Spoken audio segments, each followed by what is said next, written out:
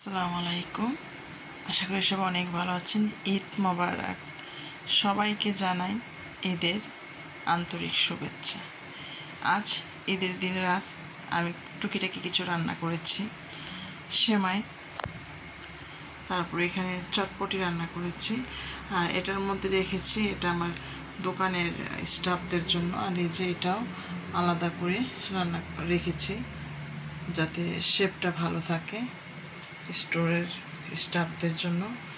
আর এটা আলবির খুব পছন্দ, কুনাফা বা শাহি, যেটা সেমাই বলেন আপনারা, ওইটা। কিন্তু আমি কি করেছি, গরম যে ক্রিমটা নিচে দিয়েছি, দেওয়ার পর উপর দিয়ে আবার একটু গরম মিল্ক দিয়েছি যাতে সেমাইটা আর কি সেদ্ধ হয়। সেদ্ধ না হলে কিন্তু মচমচ লাগে। যদিও আমি ঘি দিয়ে ভেজেছি, তো অনেক সময় দেখা যায় আর খাওয়া যায় না। তো এর জন্য আমি একদম হালকা উপরে মিল্ক দিয়েছি। দেওয়ার পর আবার আমি র্যাপ করে রাখছি, র্যাপিং পেপার দিয়ে। আর কি যে ক্রিমটা দেখা যাচ্ছে, আসলে ওই ট্রান্সফারেবল যদি বল হইতো তাহলে আর কি ভালো করে বোঝা যেত। আমি যেটা হাতের কাছে পেয়েছি ওটাতেই ঢেলে দিয়েছি। তো তিনটার মধ্যে 3 ধরনের শুধু সেমাই রান্না করা হয়েছে।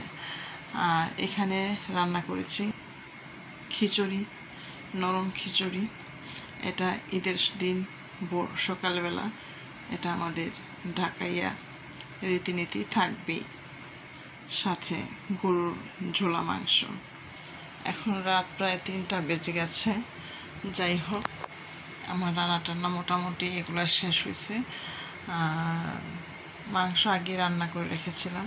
আর এটা বাংলাদেশি লেবু, এটা কাটবো সকালবেলা খিচুড়ি খাওয়ার সময়, নামাজ পড়ে যখন সবাই আসবে খিচুড়ি খাবে তখন কাটবো এটা, এই আর কি। তো সবাই অনেক ভালো থাকবেন, সুস্থ থাকবেন, আমাদের জন্য দোয়া করবেন।